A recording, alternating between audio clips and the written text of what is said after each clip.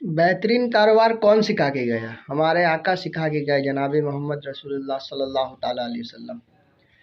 کاروبار کوئی معمولی چیز نہیں ہے، اسے کرے ایمانداری سے اور سمجھداری سے، سمجھ بوجھ کر کاروبار کر رہے، خالی کھا رہے بس اڑا دے رہے۔ کاروبار کو بڑھانا ہوگا تبھی ترقی ہوگا، بس کاروبار کیا، کھایا پیا اڑا دیا تو اسے کاروبار میں ترقی نہیں ہوگا۔ کاروبار کس طرح کیا جاتا ہے وہ آپ آگے سنیے مفتی صاحب سے، اور کس طرح کیسے اس میں بیک اپ کیا جاتا ہے، کس طرح سے کامیابی ملے گا، یہ آپ آگے سنیں گے مفتی صاحب سے۔ کل 2 بندے آئے میرے پاس، 2 نوجوان لونڈے، ان کو میں نے کوئی کاروبار بتایا، ہر مہینے آپ 6 لاکھ روپے کما سکتے ہیں، آپ بھی اسی طریقے سے کما سکتے ہیں۔ اپنا تجربہ شیئر کیا کہ میں نے بڑے بڑے غریبوں کو کروڑ پتی ہوتے ہوئے اس کاروبار میں دیکھا ہے۔ ہمارے نبی صلی اللہ علیہ وسلم نے کیا فرمایا؟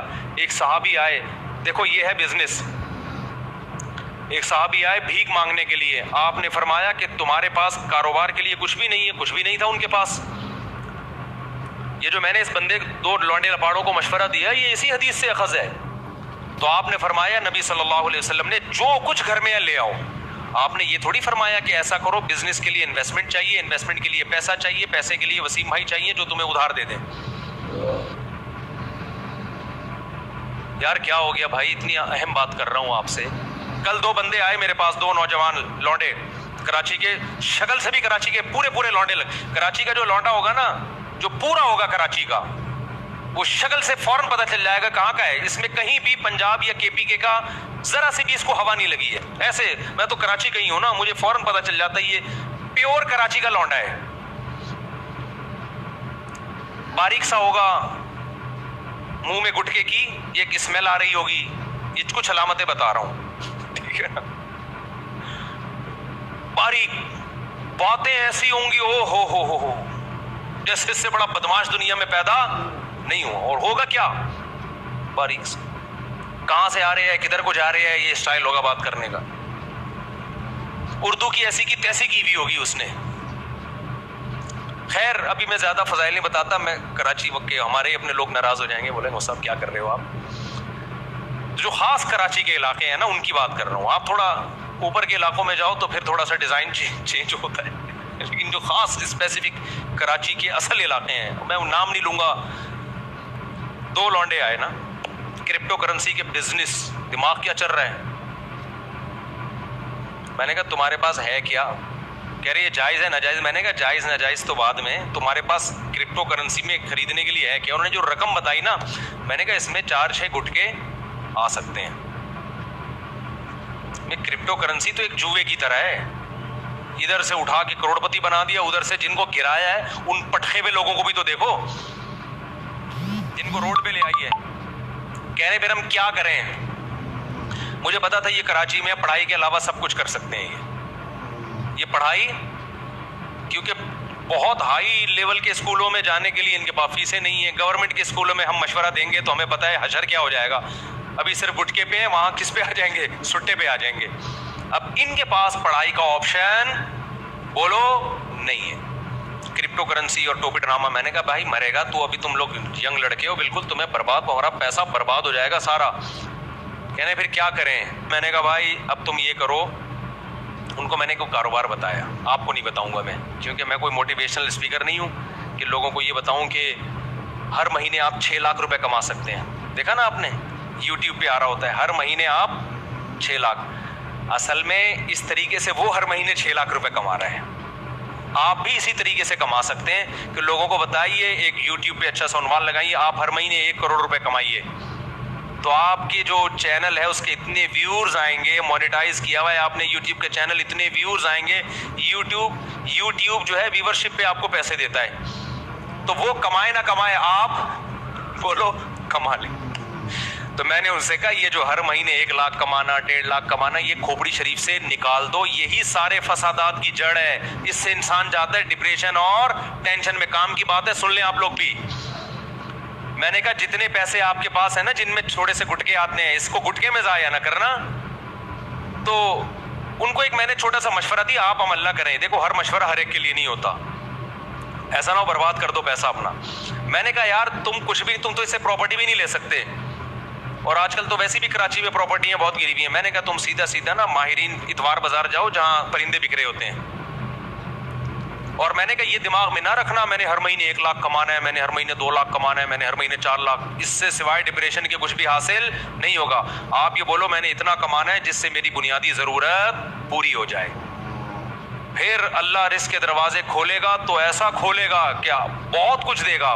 اور ابھی سے کھوپڑی بنا لی نا یہ میرا ہدف ہے, تو بھائی یہ اللہ یبسط الرزق لمن یشاء ویقدر, جس کے لیے چاہتا ہوں رزق کے دروازے کھولتا ہوں, جس کے لیے چاہتا ہوں رزق کے دروازے بند کر دیتا ہوں. یہ تمہاری سوچ پہ نہیں ملے گا کہ میں ہر مہینے 6 لاکھ چاہتا ہوں تو 6 لاکھ مل جائیں, ایسا نہیں ہونے. ڈپریشن ملے گی اور کچھ نہیں ملے گا. میں نے کہا آپ کے پاس جو اسباب اور وسائل ہیں آپ اس میں اسٹرگل کرو. تو میں نے کہا میں آپ کو بتاتا ہوں, ایک مشورہ دیتا ہوں, اور پہلے آپ کو بتا دوں آپ نے اس مشورے پہ عمل نہیں کرنا ورنہ کوئی مرے گا تو مجھے پکڑے گا. میں نے کہا اتوار بازار جاؤ, پرندوں کی مارکیٹ دیکھو کون سا پرندے کا نام کیا ہے اور کون سا پرندہ کس قیمت پہ بولو نا بک رہا ہے, اور کون سا بہت زیادہ بک رہا ہے جس میں لاس کا چانس نہیں. 1 مہینہ یہی کام کرو, جا کے بازار میں بیٹھ جاؤ بس, سمجھو. اس کے بعد میں نے کہا آپ کو مارکیٹ میں نا 1 مہینے میں اندازہ ہو جائے گا کہ یہ پیرٹس یا یہ برڈ ایسا برڈ ہے کہ اس کو خریدنے میں انویسٹمنٹ کم ہے اور پروفٹ تھوڑا ہے لیکن یقینی ہے. میں نے کہا وہ لا کے گھر میں ڈال دو, انڈے بچے پیدا ہوں گے, اس کو لے جا کے مارکیٹ میں بولو نا بیچ دو. سمجھتا ہے؟ تو میں نے کہا اب اپنا تجربہ شیئر کیا کہ میں نے بڑے بڑے غریبوں کو کروڑ پتی ہوتے ہوئے اس کاروبار میں دیکھا ہے. بڑے بڑے غریبوں کو دیکھا ہے کہ جنہوں نے محنت سے یہ کام کیا نا بہت پیسہ کما لیا انہوں نے, لیکن اس میں لاس بھی بہت ہے. تو وہ پرندہ نہ خریدو جس میں لاس کا چانس ہو. سمجھتا ہے کہ نہیں سمجھتا؟ یہ جو پرندے آتے ہیں نا, یہ کیا نام ہے, چکس جو آتی ہیں, بلیک چک اور وائٹ چک آیا کرتی تھی ایک, یاد ہوگا اس کی قیمتیں آسمانوں پہ پہنچی ہوئی تھی. میں نے نہیں خریدی تھی اس دور میں بھی, میں نے اپنے گھر میں پرندے لے کے ڈالے ہوئے تھے برڈز, بزنس کی نیت سے. وہ سستے والے پرندے ڈالے ہوئے تھے, بہت زیادہ پیدا ہوتے تھے. تو اس وقت میں آزاد گھوم سکتا تھا, میں خود جا کے یہ کام کرتا تھا, اتوار بازار جا کے کسی کو بھی پہنا کے آ گیا. تو میرے پان گٹکے کا خرچہ نکل آتا تھا اس سے. میں وہ پان کھاتا نہیں نا, گٹکا کھاتا ہوں. پان گٹکے کا مطلب میرے جتنے دائیں بائیں, اس وقت میری 3 تھیں معذرت کے ساتھ, تو میرے پان گٹکے کا خرچہ اس سے بولو نا نکل آتا تھا. ہمارے دوست نے کیا, مفتی صاحب یہ کیا کر رہے ہو یار, یہ آپ سستے والے چکس لیے بھی آپ نے, بلیک چک اور وائٹ چک لو. اس سے یہ ہوگا کہ ایک جوڑا 5-6 ہزار کا بکے گا, اور جب 100 بیچیں گے تو 5,000 کو 100 سے آپ ضرب دیں تو دیکھو فلاں نے گاڑی خرید لی فلاں نے. میں نے کہا بھائی یہ مصنوعی چیز ہے. تو انہوں نے کیا کیا, کئی لاکھ روپے کا سیٹ اپ ڈالا, بلیک چک اور وائٹ چک کے انڈے بچے دے دنا دن ایک دم گئے, اتنا پیسہ آنا شروع ہوا. اس کے بعد بلیک چک اور وائٹ چک کی قیمتیں دھڑام سے جب نیچے آئی ہیں تو وہ بھی دھڑام سے کنویں میں چلے گئے, نیچے بھی نہیں.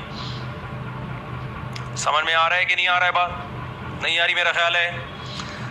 تو یہ جو جب آپ دماغ بنا لیتے ہو نا کہ ہر مہینے منتھلی اتنا, اور پھر کچھ موٹیویشنل اسپیکر جو بے وقوف ترین ہیں وہ آپ کو الو بھی بنا رہے ہوتے ہیں, تو وہ آپ الو بن جاتے ہو. تو اللہ رزق اللہ کے ہاتھ میں بھائی. آپ حدیث میں آتا ہے نبی صلی اللہ علیہ وسلم نے فرمایا, نبی صلی اللہ علیہ وسلم کو جب 2 چیزوں میں سے اختیار دیا جاتا تھا نا, آپشن ہوتا تھا آپ کے پاس, ہمیشہ وہ آپشن اختیار کرتے جس میں نفع بے شک کم ہو لیکن نقصان کا اندیشہ نہ ہو, رسک نہ ہو اس میں. ہمارا نوجوان رسک لے کے پیسے نوٹ چھاپنے کی کوشش کرتا ہے. سمجھتے ہو کہ نہیں سمجھتے ہو؟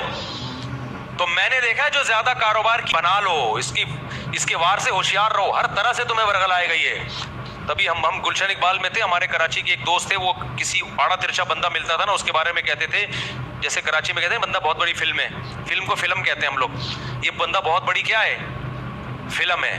تو وہ کہا کرتے تھے کہ یہ انگلش فلم ہے 3 گھنٹے کی گانوں کے ساتھ. انگلش فلم 3 گھنٹے کی نہیں ہوتی اور گانے نہیں ہوتے نا, اس وقت کی رپورٹ یہی تھی, اب کا مجھے نہیں پتا. تو کہتے تھے کہ یہ چھوٹی فلم ان سے اب یہاں جو ہے ساری باتیں ہوں گی مشرکین عرب, یہ مکی صورت ہے. ابھی وہاں نفاق نہیں تھا, منافقت کا کوئی ذکر بھی نہیں ملے گا. ابھی اہل کتاب کا تذکرہ تو آپ کو مل جائے گا سورہ انعام کے اندر, سورہ اعراف میں, لیکن کوئی ان سے گفتگو نہیں, کوئی براہ راست خطاب نہیں. تو میں نے اس کے لیے اپنے ذہن میں ایک چیز رکھی ہوئی ہے کہ یہ دو جنتیں ہیں قرآن مجید کے اندر، وَلِمَنْ خَافَ مَقَامَ رَبِّهِ جَنَّتَانِ، تو گویا کہ یہ دنیا کے باغ کے اندر اب یہ جھاڑ جھکاڑ ہے، ان میں کوئی خیر رہا ہی نہیں۔ نبی کے رسول کے آنے کے بعد بھی یہ لوگ جو ہیں ان کی آنکھیں نہیں کھلی، تو معلوم ہوا کہ اب ان کے اندر کوئی خیر نہیں ہے، تو ان کو ختم کر دیا جائے اور زمین کو پاک کر دیا جائے۔ یہ زمین کا بوجھ ہے، زمین کے لیے گندگی ہے، پاک کر دیا جائے۔ یہ ایام اللہ ہے جن کا ذکر قرآن مجید میں بار بار آتا ہے۔ اس کے علاوہ ایام کا معاملہ پھر ایک ابتدا ہے، ازل کے اندر کیا ہوا ہے وہ بھی تو یوم ہی ہے نا، ٹائم کے حوالے سے، اور پھر کیا ہوگا ابد میں، آخرت میں کیا ہوگا۔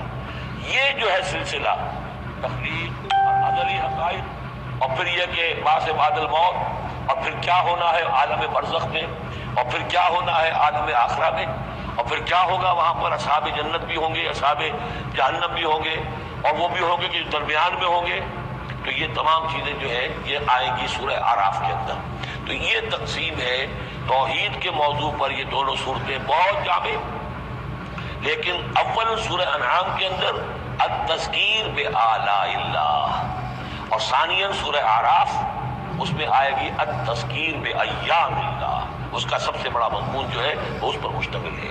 انشاءاللہ تعالی کل ہم اس کا مطالعہ شروع کریں گے، اور اس کے بارے میں ایک روایت یہ بھی ہے اس سورہ انعام کے بارے میں کہ یہ پوری سورت ایک ہی وقت میں نازل ہوئی۔ سورہ بقرہ کی آیات مختلف اوقات میں نازل، سورہ مائدہ اسی طریقے سے، لیکن یہ سورت پوری کی پوری بیک وقت نازل ہوئی ہے، اور الفاظ یہ آتے ہیں کہ 70,000 فرشتوں کے جلووں میں حضرت جبرائیل علیہ السلام اس سورت کو لے کر اترے ہیں، اور یہ پوری سورہ انعام ایک ہی نشست میں یوں سمجھیے